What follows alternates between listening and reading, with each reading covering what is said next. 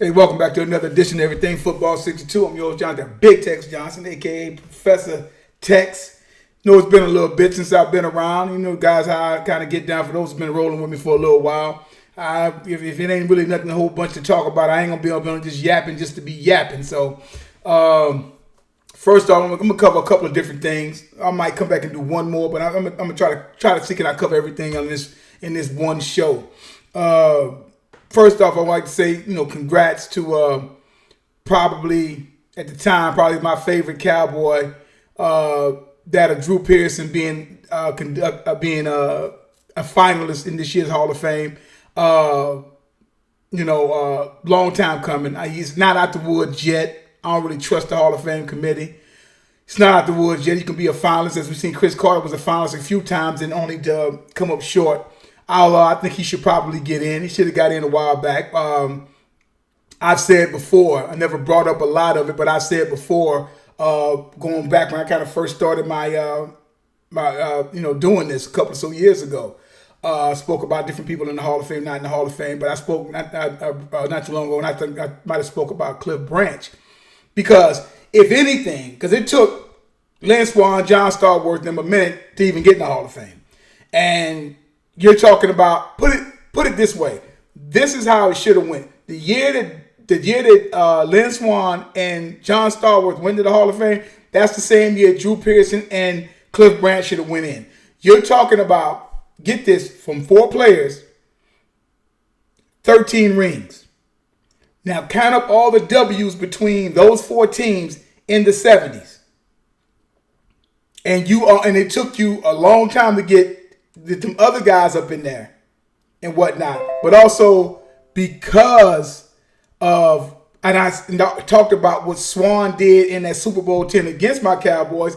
That is what causes a lot of players that played, wide receivers that basically played in that era, not to be in the Hall of Fame. Some guys may disagree, but I'm thinking, okay, those are top dogs right there of that era. You could throw Paul Warfield in, but Paul Warfield spent a lot of his career. He was coming in the mid-60s, I believe, 63, 64, I want to say, 64 to about, he's on the downside to around 74, 75. So he was still a force, but he made a lot of his bones in the 60s and a little part of the 70s. You could throw him in there, but he was because his per average, he probably would be the best wide receiver in the 70s with his whole career totaled up and with him doing what he did. And I don't know, the guy averaged around 21, 22 yards a catch. But they didn't throw the ball that much, as we well know if you look at his stats and everything. But congrats to him. But like I said, all them guys should have been put in at the same time. You got 13 rings between 4 guys, and count up all of the victories between those teams. Just between the Super Bowls is 13. And you count up the wins, all of them double digits wins per year. Just about, for the most part. If I'm not, the Raiders was the winningest team. Out of 70, probably the Cowboys and then the Steelers. I mean, come on. So all them guys should have won it at one time. But so far, glad that Pearson is up in there. There's going to be, he'll be a finalist. And then, of course, Cliff Harris got in this past year. I never really looked at that. I talked about Cliff Harris once before. He was one of the more premier safeties at the time in the 70s. And should have been in, I think. But I think a lot would call him out. Of course, that Dallas would lose twice to them, basically in that of the 70s. And I mentioned this before, that with Dallas and whatnot, or with Cliff Harris, that was never a good look for being one of the top-notch safeties. And for Jack Lambert to do him the way he did, and Jack Lambert was just in his second year. By this time, Cliff Harris is one of the better safeties in the league. And he just slung my man down like it was nothing. And I think that I think that rubbed people the wrong way if you really look at it. Because Dallas is always finesse. If Dallas could have won 2 of those Super Bowls, I guarantee people like, maybe Harvey Martin, maybe Two Target, who knows. But it's neither here nor there, but everything's about, Drew Pearson, and kudos to him. Made me want to catch footballs and stuff like that or whatever. Love Drew Pearson. I hope he gets in the best. Hope he gets in finally.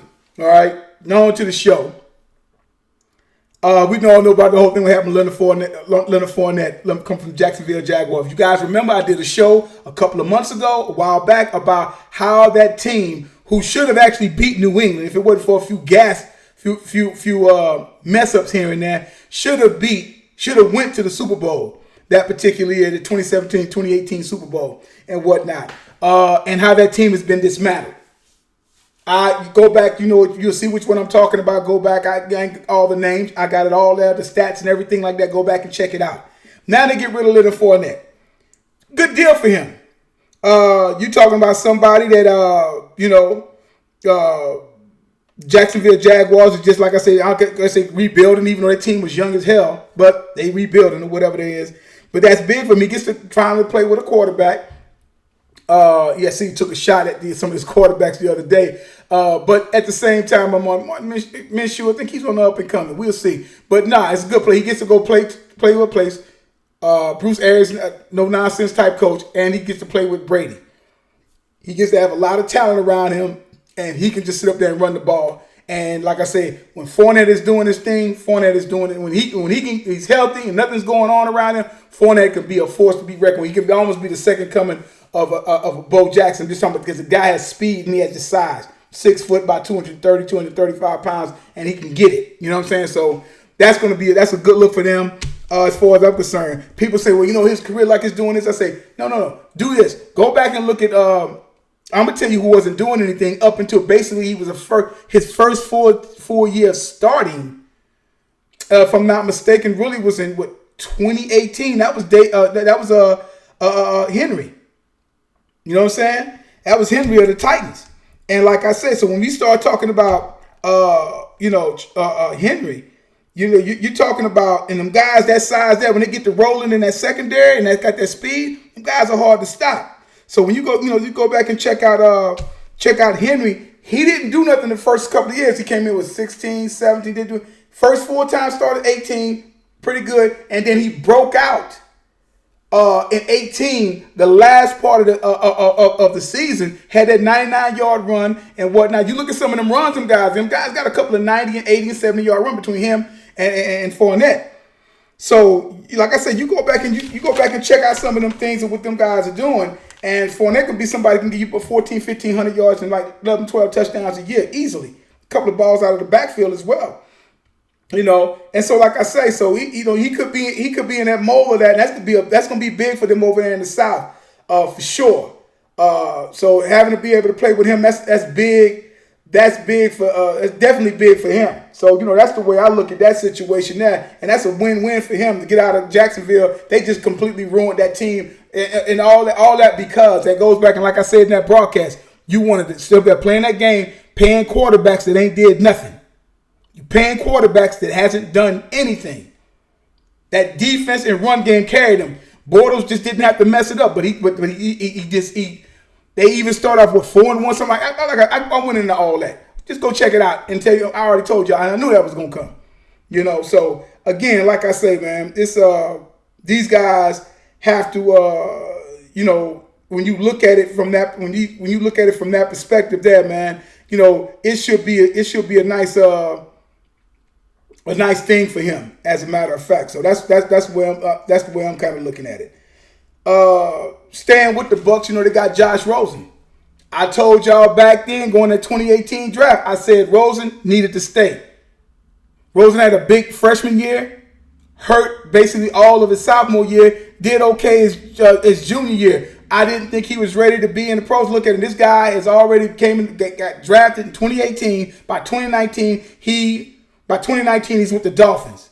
Now it's 2020, and he's on the practice squad now.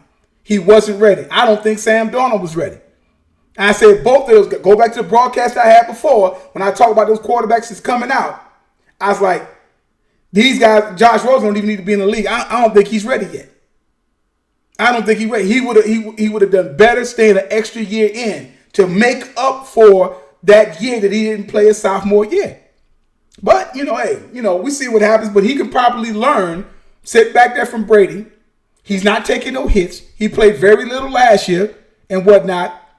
He got to see the game, the speed of it is and whatnot. And now he gets to sit behind and gets to pick Brady's brain for about a year. Brady's not going to be there forever. So he might could take over the reins as a quarterback if he learned to sit up there, getting that second team role or whatever, third, just make the team as a quarterback around the practice squad. He might can end up probably do something and put that ego and whatnot in check. So that was a major thing right there for him. So that might work out for him in the long run. But we'll see what happens. Now, what did I tell you guys about Alvin Kamara? Remember earlier part of the year, and this is not the gloating section, the gloating edition as I would call it. But what happens in a lot of cases, man, when I'm telling you cats these things, like I said, when I'm telling you guys these things, man, I'm going by from what I've seen. And see, like I told y'all, like with Kamara, I knew it was gonna come a time he was asking for money when they end up after they got bounced out of the playoffs and whatnot by the Vikings in that wild card round, got bounced out and whatnot. So they started talking about, okay, Kamara and his contract, and he's gonna want this, that, and the other, and all that. And then he said he's not gonna hold out. There was rumors that he's gonna get traded and all this other kind of stuff. I think he's gonna stay there, and they're supposed to be getting the deal inked in from. I was reading yesterday and whatnot, and we'll see. See what happens. But and I've told y'all this, and again, when I went back and told y'all this, you asked me, well, who I picked between him and McCaffrey. Me, dude, that's a no-brainer. Don't even go there with me, right?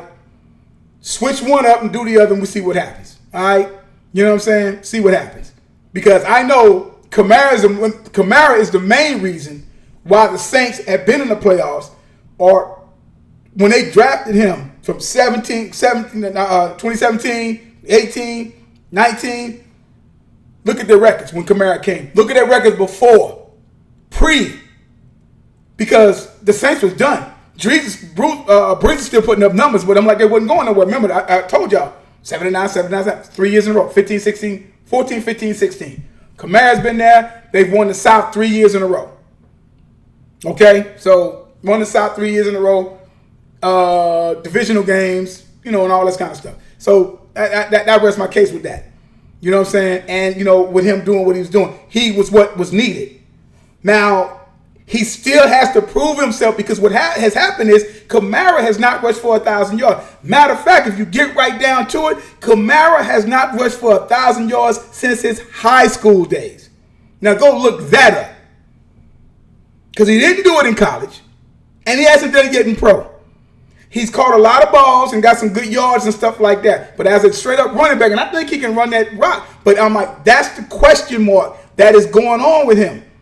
Because it was a little good with that Ingram and stuff like that, sharing a load. And he's had some injury issues and whatnot. So this is what's going on right now with him. And that's why they're playing this game with, they're probably going to end up hitting him with something. But this is why they're hesitant.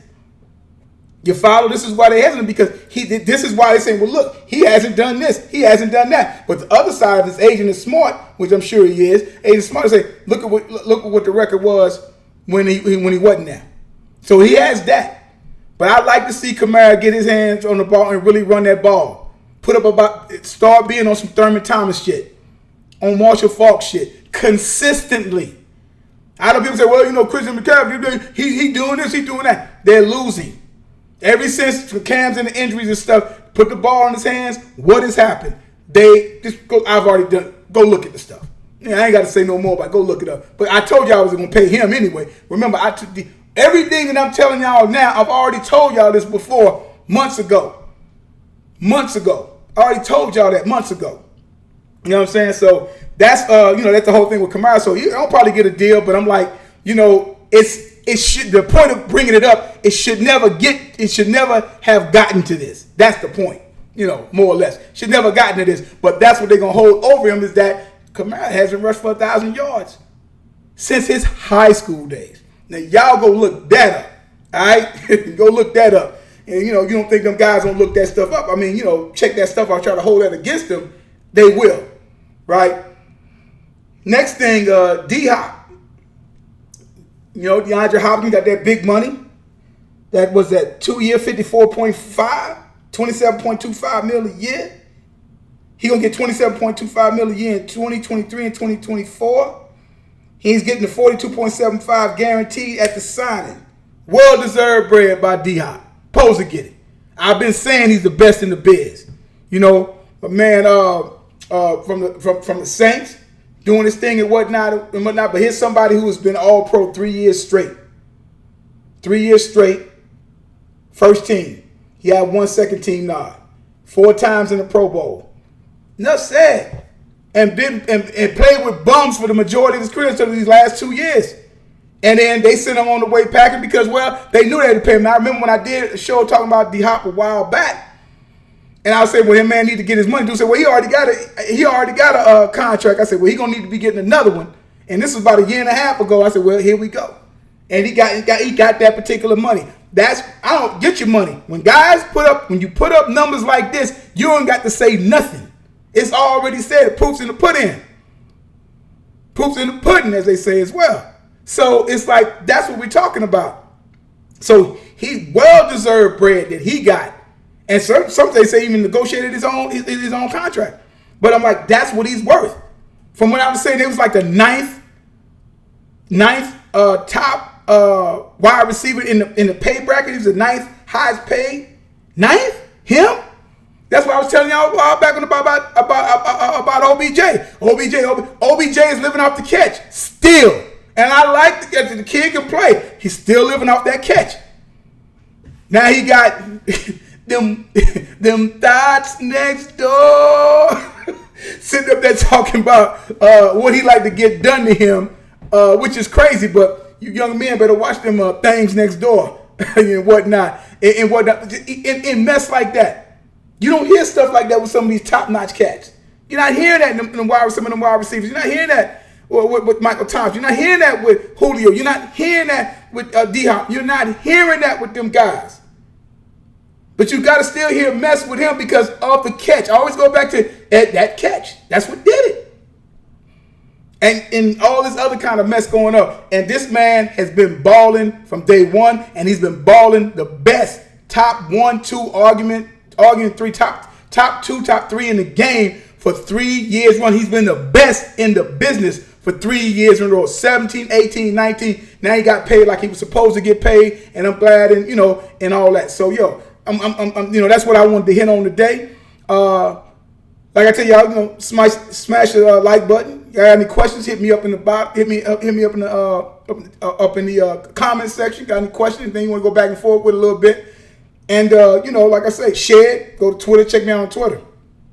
And like I tell you guys all the time, there is no GOAT. There's no greatest of all time as long as time's still going on. And like I've been telling these jokers over there and the things still keep messing with me about this Roger Craig thing. Numbers don't lie and get emotional. People do. All right? We'll get back at you guys later. Y'all have a good one. Again, congrats to Drew Pearson.